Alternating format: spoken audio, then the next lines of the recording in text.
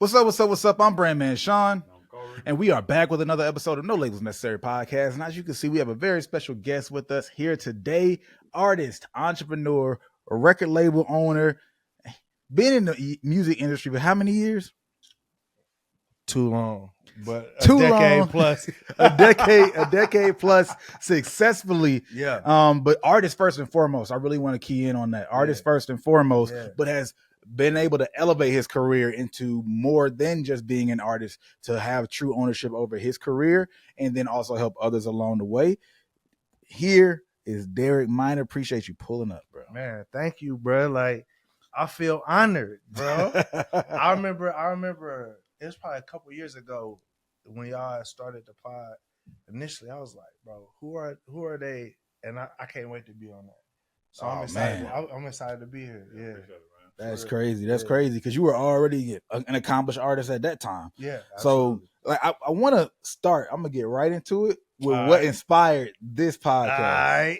This podcast, and there's a lot we're gonna be able to get into in general. Yeah. But there's been a controversial interview. Shout out to Ruiz, the manager's playbook, with Lex Burrow in that particular episode, 50-50 partnership. Managers should be able to have 50-50 partnership. I think it got taken out of context, so it inspired the episode of No Labels Necessary, of us really breaking it down, how it could make sense and how it cannot make sense. I think that's always important.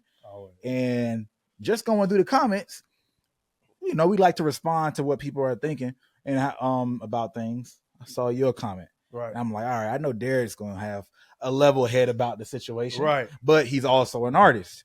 Right. And I think you shared a lot of points. We started texting back and forth. You know, there were some counterpoints you had. And I feel like all of it's very necessary for an artist to hear. Now, again, this episode isn't going to be that entirely.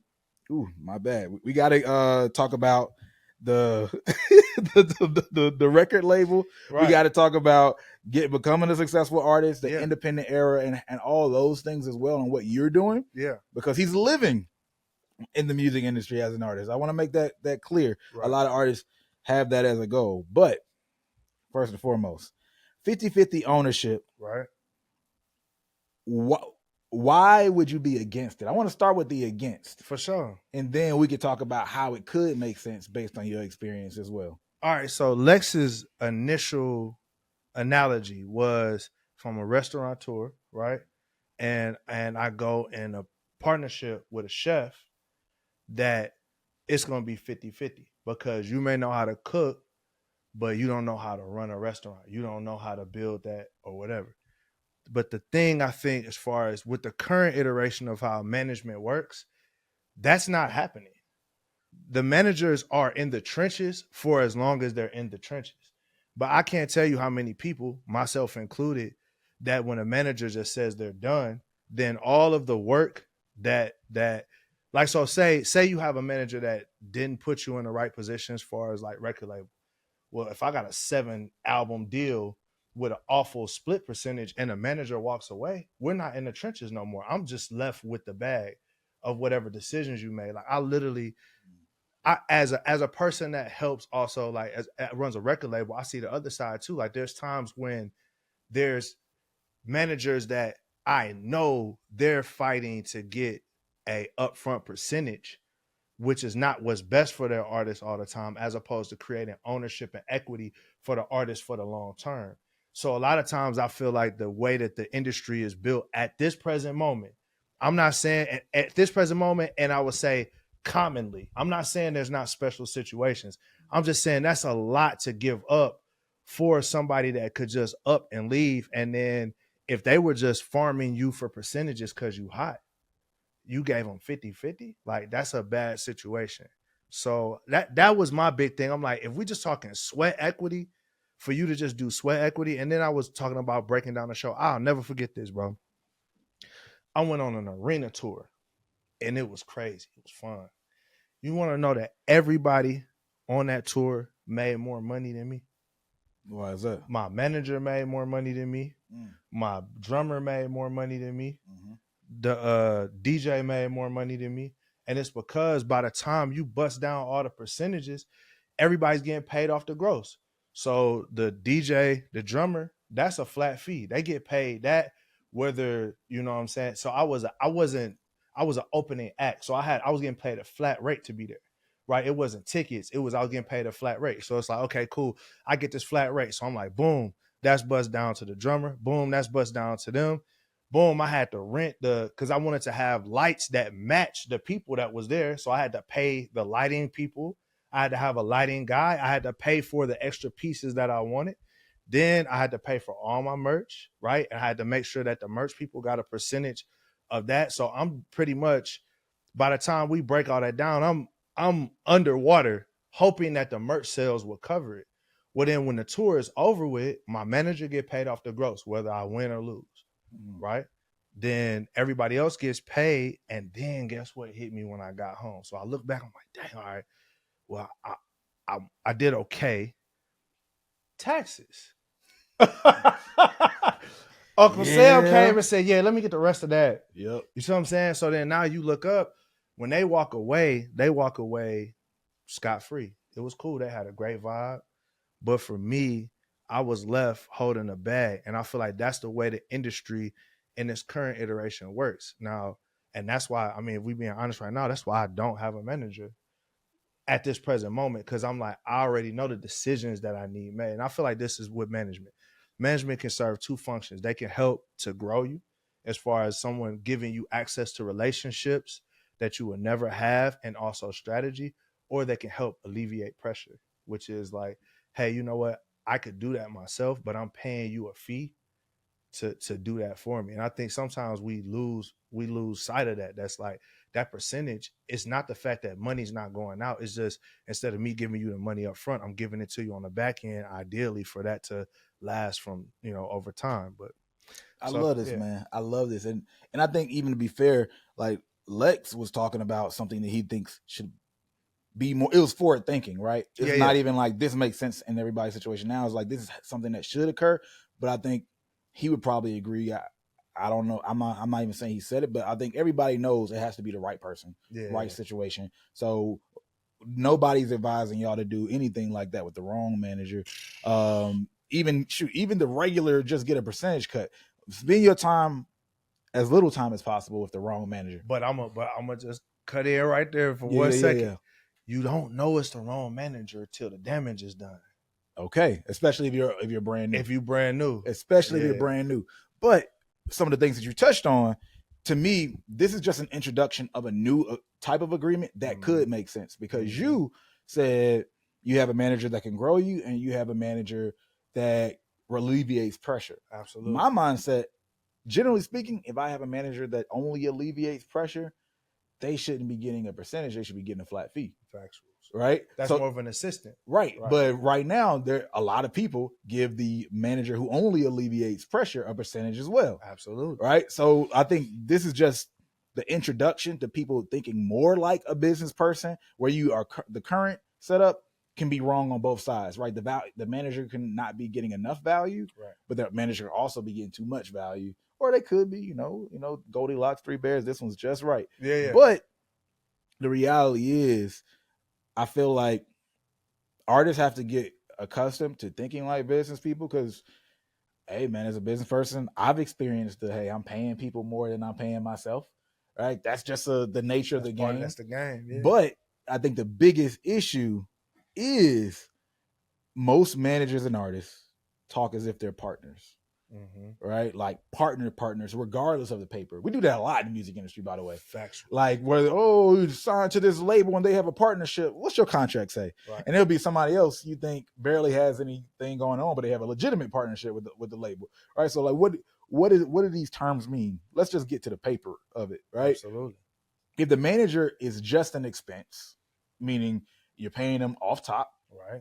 All right, and 5%, 10%, they're not your partner, right? They're an expense. They're an expense. They're a worker that says, I believe in you enough to forego my upfront fee to get it on the back end. Right. That's what. Right. They're a commissioned worker, and they might really believe in you, and they might be getting it out the mud with you. But in terms of business, they're not your partner. Absolutely. Right. And that's fine, but you also got to be clear on that.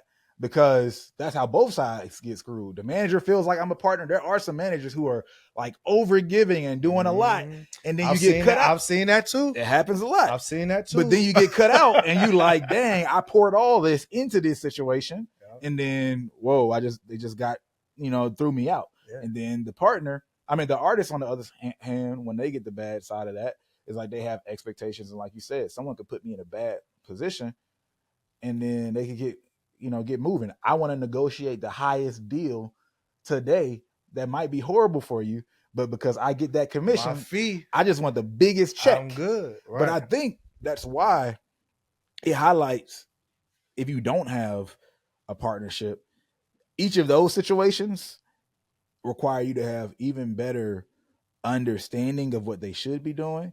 And you almost have to be able to watch the manager, which is difficult. Yeah. I'm just thinking if I had an artist, right, that was my son or just a homie, I'm like, well, your incentives aren't completely aligned if your manager is just taking 20%, 10% or whatever. If they're an expense, if they're admin, look, man, we know how a lot of people work when they're getting paid a flat fee. Yep. They're trying to do as little work as possible, get the maximum. Like many of y'all have done it at y'all's jobs, right? So you also want to, it's just the reality, right? We know what that looks like. Yeah. So you should understand, are they constantly doing what that looks like? So those two agreements create a lot of opportunity for the incentive to be off. Yeah. Partnership, ideally, again, it still needs to be with the right person who actually has that value. But partnership says, if Derek has a bunch of expenses, I have a bunch of expenses, and I want to minimize those expenses as much as possible because I don't get paid until he gets paid. Let me stop and tell you something simple. If you've gotten views on social media and streams on Spotify and the DSPs, but you don't know who your fans are, you're doing it wrong. You got to use Forever Fan. Forever Fan is the simplest way to take people from views and streams to regular fans and then forever fans who will spend money on you. And that's the whole point of this game, right? No one cares about having a lot of numbers on social media and DSPs anymore. The jig is up. We know that could be hacked. But having real fans who will spend money on you and show up in the real world, and then having forever fans who will make sure you never go out of business as an artist is the name of the game. So go to foreverfanmusic.com/no-labels to get access to the software and strategies that we've been using to help our clients make thousands of dollars and even hundreds of thousands of dollars, to the point that we've now collectively made indie artists specifically well over $1 million with this one idea: create Forever Fans. Again, go to www.foreverfanmusic.com/no-labels or check the link in the description if there is one, and use these strategies before the major labels finally catch up and start to saturate the game. Foreverfanmusic.com/no-labels. Back to the episode. You made a great point, and I see this happen all the time. You'll have an artist that's like, they'll use a person to get to a certain level with the hopes to find a better manager. And that's wrong. You know what I mean? Mm-hmm. Like I ain't gonna say that's wrong, but there's this idea. I've seen that happen so many times where artists, like, they finally had that moment, and then some other manager who's trying to get that percentage is like, you know what?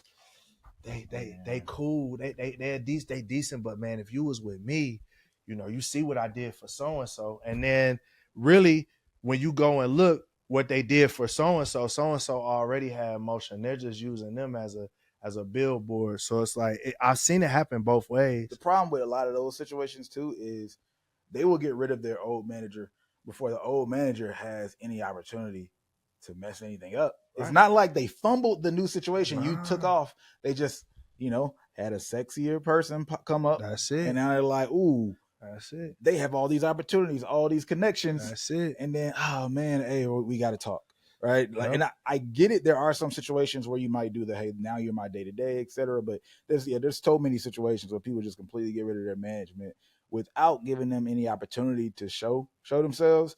And then you wonder why you look up one day and you feel like you're surrounded by a bunch of people you can't trust. And I honestly rarely seen it work out. Like when I see artists do that, when it happens like that, yeah, because I think the team understands the nuances of your brand. They understand your personality. you bring a whole new group of people in, then it's like now you're back in the learning and dating phase. It's like getting remarried. Sometimes it works out. A lot of times it works out, can work out. But I think too, we have to, when it comes to like artists now, we have a music business issue as far as like the way streaming is. We could blame that. We could blame a lot of things. But I think the biggest issue I've seen with artists, and this is working with artists every day and being one myself, it's a mindset issue. Like you cannot, every artist has two parts that they should be managing. And they both are very important parts. And it's the artist of you and the businessman of you.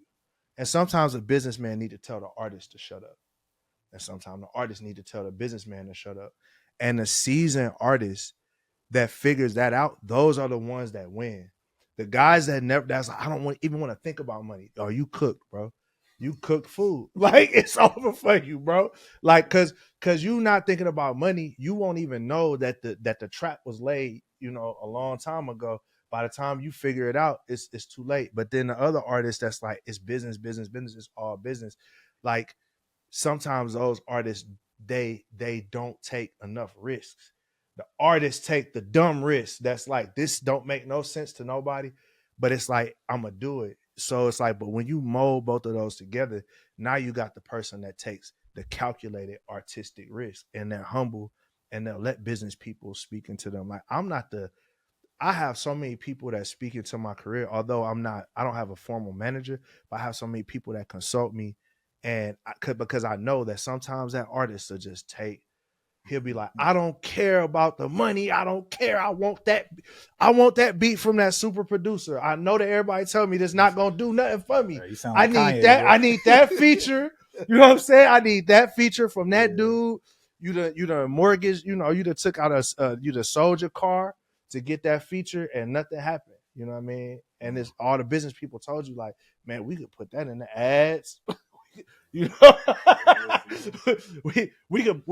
put that into so many other things, but you want to feel like you own to your partner. So I feel like it's those two things that's constantly at war, and most artists either let one side of those win. And I feel like a good manager is the person that oversees all of that and helps you, guide you when one of those pieces are taking control in a way that they shouldn't be taking control. That's what a good partner should be doing.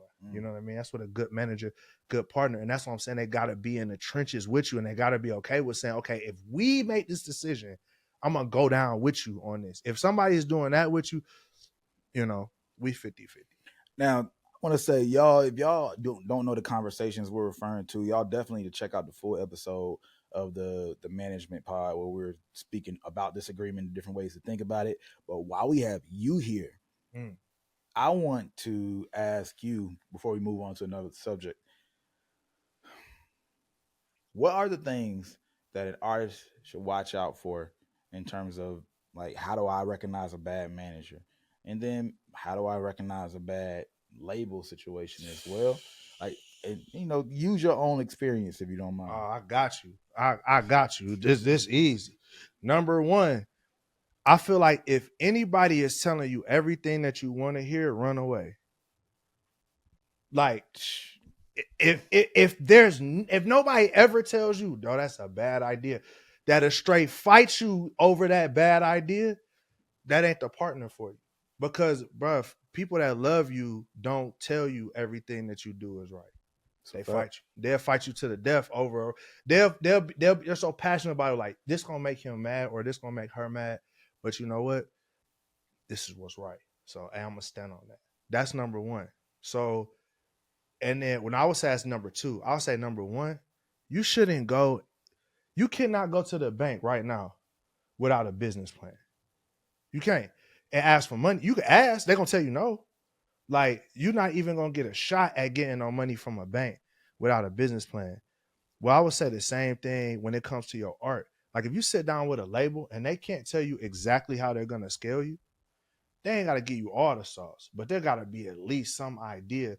Because especially if you're not going into like a lease agreement, if you're going into an ownership agreement, like, hey, they're going to give you an advance and they're going to own this master in perpetuity, like, they need to be able to tell you what they can do for you that you can't do for yourself. And it needs to have, and it needs to be, it can't just be like, oh man, we're going to just get you in a room with a bunch of people.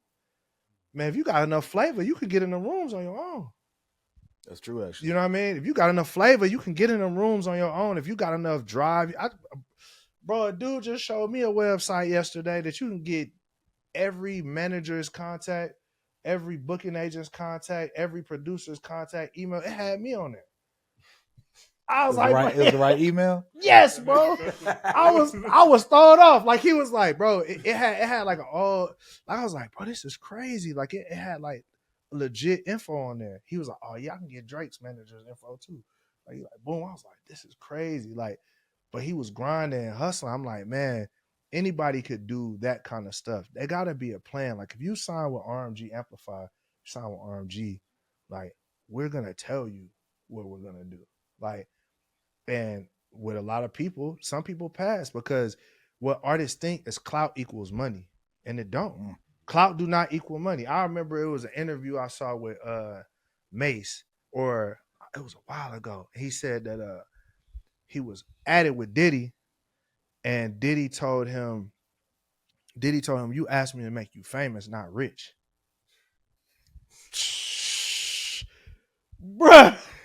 I can't imagine looking at a man in the face and tell him, you asked me to make you famous, not rich. Man, what?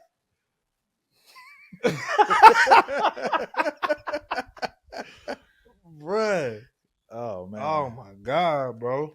Hey, at that's when we gotta fight, bro. Like, it's not even a question. Yeah, you said everything right there. Security and everything gonna have to just, it's what it is. Yeah, bro. Like, so that's what I'm saying though. It's like, you gotta have a plan. They have to have a plan and scale, bro.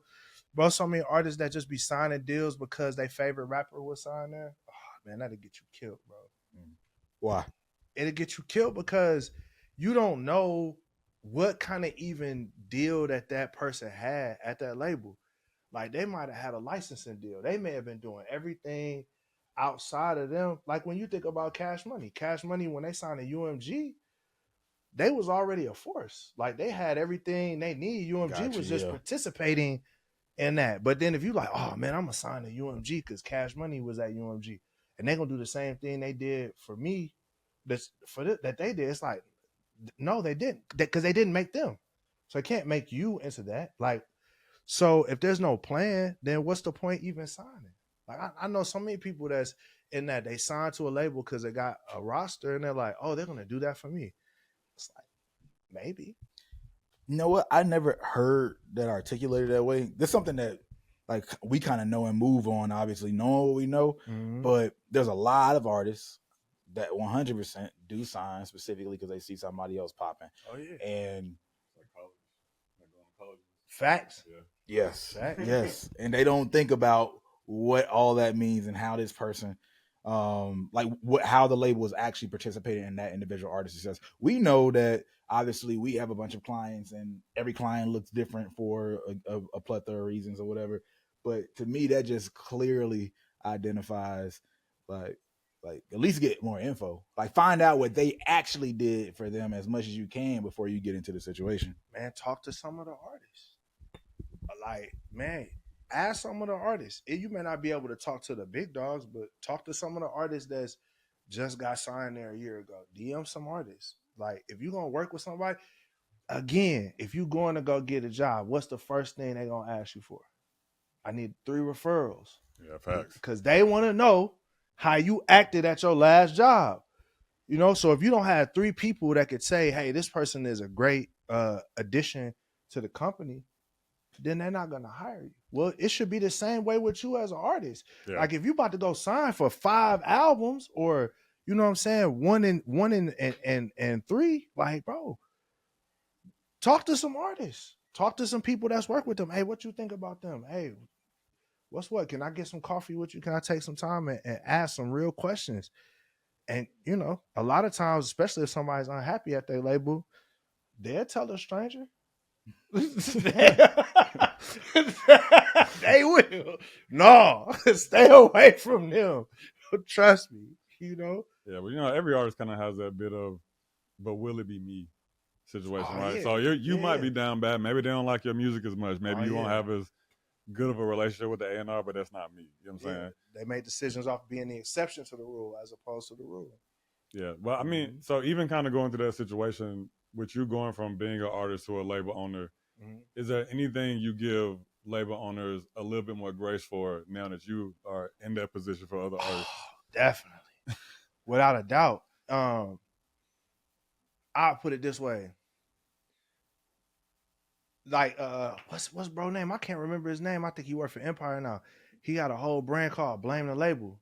Oh yeah, I can't think of his name. Yeah. And it's like, I remember when I first saw that, I was like, that's very clever, because I know so many artists that they won't take responsibility for their lack of business, and they'll say, well, it's the label's fault. It's like, no, you didn't. You just signed the contract because your favorite artist was there, and you didn't even know the services they was providing to you. You ain't had no real lawyer look at it, so you didn't even know how I can utilize these people to get me to where I want to go. You just was like, man, I saw what happened for others. I hope it happened for me. Like, it's like, and then when you get into the system and you find out the system doesn't work for you, now you want to say that it's the label's fault, when really it kind of was. I'll say this, I'm gonna look at the camera. Everything that happens in your career is your fault. Whether it's intentionally your fault or accidentally your fault, it's your fault. It's your decision. Unless somebody takes you and enslaves you and makes you sign whatever contract or makes you do whatever opportunity, it's your fault. But the beautiful thing about that is when you begin to accept that everything in my future is my fault, whether it's bad, you can also accept that the good things can be my fault too, that I can change. It's just taking responsibility over your own career. Like, that's what I feel. That's been the game changer for me. Is some decisions, some of the deals I made were awful deals. The moment I accepted it was my fault, then guess what I did? I educated myself so that I wouldn't be in that position again. But a lot of artists don't want to do that. They want to be the victim all the time because they letting that artist take over. See, it's something that level of ownership comes with that aligns with something I realized when you were talking about artists. If I'm signing to a label, I should get referrals, right? Yeah. Because you said, what do companies do when they interview people and they hire people? They get referrals, right? Yeah. Well, it made me think about the fact that a lot of artists don't think of themselves as a company. No. And they look at themselves as the label's taking care of me. Yes. Right?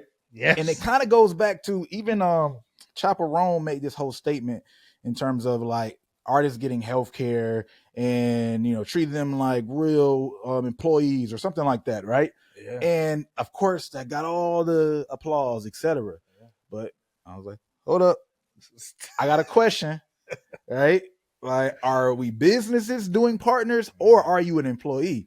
Because the money, all the money that artists fight for, right, that's not employee money. No. That's if anything, we argue that artists have been getting employee money historically when they shouldn't be getting employee money, right? So you want to be treated like a business. The businesses that you partner with don't pay you or your employees healthcare. And you can't have both. Right.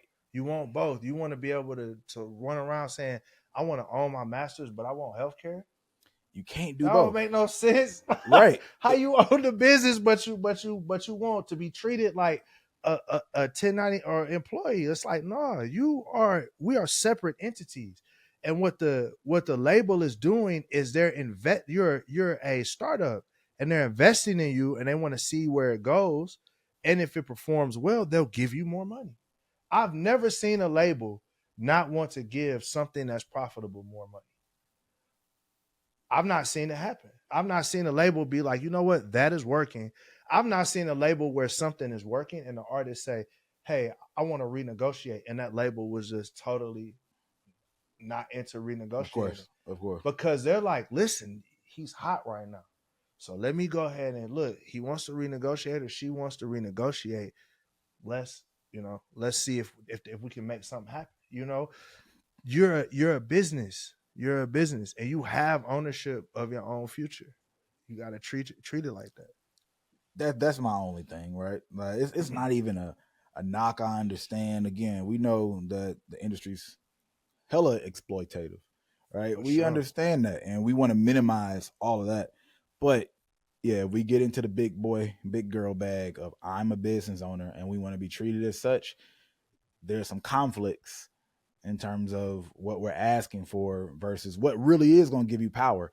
And I would never ask artists to go backwards and say, get rid of the power that they've gained. Right. But I think people have to continue to educate themselves on what operating as a business owner looks like and all the responsibilities from the work side of it. You know, you hear a lot of major acts, big names that go indie and say, whoa, I didn't realize it was that much work. Oh yeah. It's not one that I haven't heard say that, from Meek Mill to Usher. Like every person I've heard have all mentioned that. Yeah. It's a thing, right? That's the responsibility of being indie. And again, when it comes to little things, like whether it's healthcare or some of these other things, that's just a part of it as well. I get it sucks, but that goes down from how the labels treat you, but more so how you treat the labels. Because now that pushes you in the mentality of, no, I'm interviewing the labels.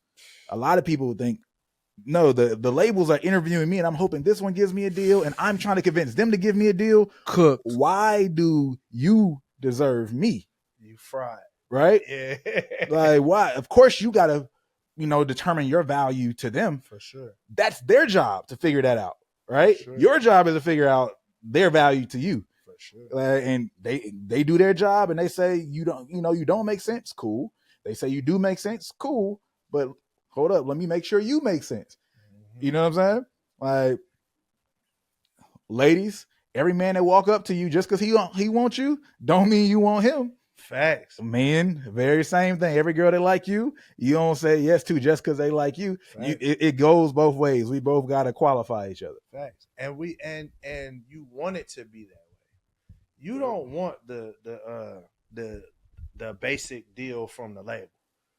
Like the little basic deal that you get, you don't want that, bro. It's not built for you to scale. That's built to just protect them. And you don't want to be put in that. So you got to think, and you also got, like, you,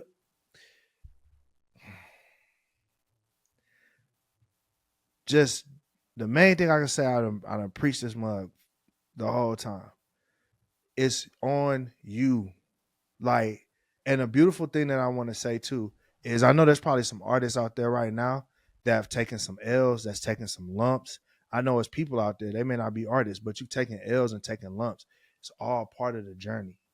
Like, I think one thing that we also do is we don't seek enough counsel, and we don't seek enough. I ask questions, bro. I was asking you questions before hey, Sean, what you think about this? What you do like this? Like you said, I had already been established as an artist and I had plaques, had already had millions of streams, but I joined y'all's mastermind. And it's just because I'm never going to be so popping that I can't learn from anybody. Like, and I think that that's another thing that artists do. They go into situations thinking they know, you know what I mean? Like, they go into thinking you finna play the bank. Like, it's like going to the casino thinking you finna beat the casino, bro. You never gonna beat the casino. You're never gonna beat the casino. These labels have been doing this for decades, bro. Like, so you gotta go in there taking it serious, not just like, oh, I'm God's gift to music. And then that they haven't seen a lot of people that's God's gift to music and have taken all their money. I was just about to say, they finesse better. Bro, they the best. You're not going to beat the house, bro. You just got here. They've been finessing artists for decades, bro. It's a generational passing down of it. Like, they got their sons finessing artists now. Come on, man. What is we talking about? Yeah. What is we talking about? You don't ever worry about any of that stigma rolling over to, like, your label? Is that like a fear as an indie label owner? Well, you're talking about just like being a bad... Yeah, like just the concept of label bad, you know what I'm saying? Like, yeah, I mean, listen, with us, we have made some very critical mistakes with artists. But one thing I've always tried to do is make myself accessible and make it right. No one's perfect. No business is perfect, right? So what I'm saying is, it's not that all labels are bad. Like, it's not that all labels, like, I would say that our label, we're an equitable label. Like, I want to do business with you. I always tell my artists, like, I want to make money with you. I'm not in this to take advantage of you. And because of that, oftentimes I tell them things they don't want to hear. Like, I want this big advance. I can't give you that big advance because it don't make sense. Like, I'll be honest, but I'm like, I can't do that, but I can do this. And then when we make mistakes, I just try to own up to my mistakes, but not just own up to them. I try to make them right. And I think that that's where a lot of labels or just business in general, this applies across all business. This isn't just music business, but this is just anything you're doing. Like, if you make a mistake, make it right. Like, you know, like I read the Bible, and there's a law in the Bible in the Old Testament that says, like, if someone was to steal from you, or you to steal from your brother, you're to give them back what you stole plus 20%. You know what I'm saying? Like, just something that's basic, right? Like, now think about it, bro. If there was a mistake in the contract and I got it like that, and it's like I did you wrong, and then I'm like, man, you know what? Not only am I going to, you know what I'm saying, give you back what's missing, I'm gonna give you a little extra, you know what I'm saying, just so you know you taken care of. Man, we cool. Like, that's the kind of culture I want at our label, which is like, we'll make it right. You know, that's what it is, because I'm human. I'm gonna make a mistake, and that's just in any side, you know. No, that's real. I get that. I get that. Bro, they were cooking when they wrote the Bible, bro. That's crazy. Hey, bro, you feel me? Right? Hey, look, that's why I'm a Christian, bro. I'm just like, it's just a lot of this is just logical, you know. But that, you know, it's funny because there's a guy. I mean, both of y'all are aware of Alex Hormozy or whatever. Yeah, for sure. He always talks about, like, we make a mistake. He's like, you got to go overboard. You can't just, you know, refund them. You have to go overboard to make the mistake and all that stuff. So it's fun. It's crazy that goes back to stuff that's been written. Like, we know, like, especially things that are principled, like good business. Absolutely. Those things like that. It's nothing new. It's just about following the laws, like whatever those laws are. Yeah. It's just, are you okay with somebody suffering at your expense? I'm not like that, bro. Like, I wanna be able to sleep at night. I don't want to have a whole pile of money sleeping on a bed of money and I can't even sleep. What's the point of it? Yeah, you can't run from yourself. You can't, bro. But there are those rare individuals, and you know they are more prevalent. Yeah, they sleep just fine. They sleep. They don't even know they did wrong. They sleep straight, bro. They sleep those straight. Those ones you gotta watch out for. I'm just not one of them. I'm just not one of them, bro. Yeah, you gotta stay away from those. You gotta stay away from. I was like, I would at least want this person to feel guilty. But then that's another one too. Yeah. I've seen artists look at a situation. Mm-hmm. There's all they homies are saying, I've been over here. It didn't work out well. And they still go over there because, like what you said, it ain't going to be me. I'm like, well, at that point, you don't complain about the label when you leave, bro. Yeah. You know what I'm saying? It's like, you know what you signed up for, bro. Yeah. You saw the baby oil. You saw it.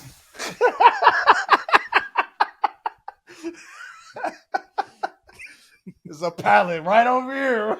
Let me chill out. Oh man. I mean, I wish clout didn't have so much weight in this industry. I'll say that for sure. I've encountered so many opportunities, so many times where I've seen people make the wrong decision, and sometimes it's not even involving me. So I will see somebody where, like, they know me, and then they might make a decision and go another way just because it's on, like, pure clout, and then they end up coming back or whatever. Yeah. Cool. Yeah. But I'm not even talking about those type of situations. I'm talking about when I'm not involved, it's completely objective, and I see that person go left when they should have went right because they haven't, like, properly assessed the information because they were blinded by clout, right? Like, the way we think, like, Corey, what he used to talk about this, like, yo, man, someone coming in our marketing agency, someone get to complaining about the last agency, like, hold up. Yeah, it's like it might have been you. Right, exactly. So I don't. Anytime you do that, now my spidey sense going. Right, it's like, all right, we're gonna ask, like, what exactly happened so we can assess. Because if it was you, then we don't want it to be us next. You know what I'm saying? Exactly. Just because you can't understand that you're the problem, not that, not those people. And there have been plenty of situations. Like, I remember this guy took a course from this guy, and I had zero relationship with this guy, right? That but he was telling me everything that he had did. He was like, oh yeah, it didn't really work like that. Can you do it for me, etc. And I was like, did you do this? And he was like, nah. I had zero relationship with this dude, but I'm like, look, I've seen enough of his stuff. I know he was legit, and I saw, like, you know, I went down his funnel a time or two or whatever, just to see if he was like serious or not. I'm like, I know for a fact that he says do this, and you did not do this. You can't expect the result. And now you coming to me saying I should fix it, complaining about him. Oh yeah, it's like I want to tell you this on the front end before we go any further, just so you can know that you are the problem. And I'm not going to be talking to you from a perspective of like the yes man. Like you said, like I can't do that. Bro, it's like the meme of the dude that's riding a bike and then he stick the stick in the tire and then blame somebody else. You ever seen that? I've never seen that. I don't know what you're talking about. Bro, it's the wildest meme I ever seen. But dog, sometimes people, they step on rakes, bro. They, step on a rake and smack them in the face, and then they blame the world. They blame the rake. Like, it's like, nah, gang, that's on you. But nah, anytime somebody begin to badmouth people when we just met, to me, that's usually a huge red flag. Huge red flag. One, it's also it's red flags is you don't have a lot of wisdom. To me, that guy might be best friends. It's a lot of times people talking greasy, and they don't know that the people that you're talking to do know these other people. Except, that's true. Hey, bro, that's true. That's number one. It's just like you really don't have. You're not thinking out here. Yeah. Tell me this, direct to fan. Yeah. How do you think about it as an artist, right? Being in that bag, like, hey, I know you were going crazy with the Forever Fan welcome sequence and the emails and all that stuff. Like, you were hitting that way deeper than anybody I've seen yet, by the way. Yeah, just to let you know. For sure. Oh yeah. So I want to see I just want to hear, like, how are you thinking about this space and how you continue your career as not just director fan in general, but also director fan as an artist who's already been in music enough, and your fan base might not even be as used to that way of thinking. Like, just tell me your thoughts, man. For me, I like to look at what's working, right? And man, a group of people you never see really complain is streamers. They don't complain. Like, they're not like, oh man, my streaming money ain't like that. Those cats is like, bro, we raking money in left, right. Even dudes that don't really, they're not the Casanata, Aiden Ross or whatever, not even those cats, but like just regular everyday dudes, they getting paid, and it's because they got a direct to fan model. Like, a lot of them have a direct to fan model from the beginning. They don't even need that term. Yeah, they never even did the other. That's how you do it. They have, to me, streamers have like mastered this version of the internet. And like what you said, if you're not looking at this as a business and you're just thinking that, man, I have to make $1 bazillion off of my streams, then you're selling yourself short. Because even your favorite artist, Kanye, made way more money off of his merch than he made off his music. Because as the Yeezy brand definitely makes more money than his music is made. 100%. Without a doubt. That's everybody. That's a lot of people's favorite artists. You go look at Jay-Z, Rockaware. They all have. That's always been a thing. The only difference is now everybody can do it. Everybody, you can go right now. You may not even have any. You may not even be an artist. You might just have a good idea for a T-shirt. You can go do a printify right now. Nobody's stopping you. Like, everybody can do direct to fan. COVID accelerated the idea of people using the internet for commerce, and artists just don't want to do it because it take a lot of work, but the payoff is crazy. The payoff is crazy. You have to work at something hard anyway. Work hard at something anyway. You might as well work at making money. Why you want to do that? Like, so to me, I'm like, direct to fan.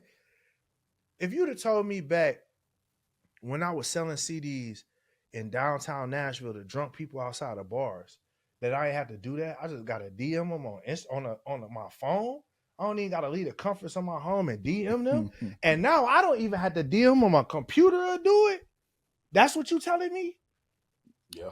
bro, you telling me that I don't have to pay no upfront money for a shirt? I just got to take the time to go on the website, upload the designs to it, and they're going to take a large percentage, but I'm going to at least make something off the shirt? And you telling me I don't got to take $3,000-$4,000 upfront and then I got to figure out how to mail all this stuff out? Man, I guess it's just me. I'm just from a different time. To me, I feel like this is a no-brainer. If you make beats, you could just, somebody could email you and the computers will send them the beats and the computers will send you money, and you don't want to do that? Why? That's my question. It's money out there. Why you don't want to pick it up? Yeah. That's entitlement. You're not looking at yourself as the person that has the ability to change your own financial future. You're looking to be saved. Bro, nobody coming to save you, bro. You got to build your own boat. And it's always been that way. It's just a lot simpler now to me. So that's my answer. As an artist for your brand, are there any activations or, special things that you want to do this year? If you can talk about them, I don't know if you you don't want to put it out there, but let's just say, do you want to do some type of special show or pop-up or some type of album, unique thing? Is there something that you could kind of talk about that you feel like other artists will benefit from in terms of your strategy or something cool? Yeah, I'm definitely looking at we're building out me and my former manager. This dude believed in me when nobody believed in me. So we're building out something that I believe the biggest issue artists are struggling with is just it's overwhelming dealing with the marketing. And it's just being able to build a tool and also be able to use our services. So when we built RMG Amplify, our original label, when we built that, it was because I noticed that artists were really good at making music, but they're not so good at uploading their stuff and making sure they get paid. So then we added distribution. Then we added publishing admin. And the next phase for me is adding marketing, which is and ironically, what it seems is happening is that the things are cyclical. So we're going back to where you need teams, where people, because I think during COVID, everybody was like, I don't need no team. I'm the team, right? Mm-hmm. And now I think people are starting to see man, that was good for a season, but I can't sustain that over time. So you got to have somebody that's watching and knowing how to make the content that's resonating with people. So what we want to do is fulfill that. So we're working on a thing called Artist Imprints that I think is going to be pretty cool in that space. Obviously scaling RMG Amplify as far as distributing artists and making sure that they get paid, and then also we on our main label we signed a couple new artists, so we're gonna be scaling that locally. Right. We plan on doing different events. I got projects coming out, so we'll be doing some tour stuff. I was gonna say, are you retired as an artist or what? No. I honestly, my homeboy hit me up with an opportunity. He was like, man, I need some songs for GTA 6. We about to pitch for that. He sent me a whole bunch of beats. I was like, all right, bet. He said, I need them back by tomorrow. I sent him 3 songs back. I did 3 in 3 hours. It's just, so it's that's kind of the motion I'm moving with. I just move at a very, very fast rate. So hopefully those stick. But it's what's happened now is the music has become such a part of me. When I make music, I feel like I'm just talking, I'm telling the truth. I kind of know what I want, and that comes from, I feel like, doing 10,000 hours. I kind of know what I want. I know the people I want to work with. But for everybody, that's really the easy part. The part that matters is the stuff I just talked about. It's building those things. But then also, I have an amazing team. My partner, Doc Watson, me and him been locked in for almost 20 years. We got people, we got staff. I did the numbers. We looking at a team of probably 7 people. You know what I mean? So we all manage different things. That's what's up, man. Can't do it by yourself. You don't have to have a label, but you gotta have people. I want to actually end with that, just acknowledging something you said. Even without having a manager, still having people to actually get advice from and being open to that and seeking that. Yeah. Which you also could still do that same thing when you have a manager. There's a lot of dope artists out there that hit us up like that we're just cool with now, you know, that even when they have managers, they just want our perspective, et cetera, et cetera. Like building those relationships and getting insight from people, especially when they're willing to give it to you for free, just off of the strength or whatever, just to get an opinion, is invaluable in this business. Man, bro. Like another Bible scripture. It's safety in a multitude of counsel. Like it's safety when you got a lot of people that you can talk to. They're gonna help you not make a dumb decision. So for me, like with me and Doc, if I feel like I don't know it, or me and him are kind of like, I'm definitely what do you think? I'll pay you. Let's go get lunch. Let's go get dinner. Yeah. You know, I'll pay you to understand, get your perspective. You know, I think that's very important. So yeah. So what's up, man? You keep dropping these Bible verses, man. and they keep hitting on that. Might need to be our lead magnet, bro. We might have to just start selling the Bible. Hey, bro, that boy changed my life, bro. So hey. I listen to the OGs. They ain't steered me wrong yet. Oh man. Hey, well, Derek, appreciate you pulling up, man. Thank you for having me. I think people are going to get a lot of value from this episode, and you don't get to hear artists talk from this perspective often. Yeah. So yeah, man. Y'all check out Derek. We'll have his information in the comment section below. In the comment section below. Make sure y'all say what y'all want to hear us talk about next. If y'all want to hear Derek come back on, y'all got questions for him, you know, drop that in the comment section. But other than that, this is yet another episode of No Labels Necessary podcast. I'm Birdman Sean. I'm Derek Minor. There we go. Peace.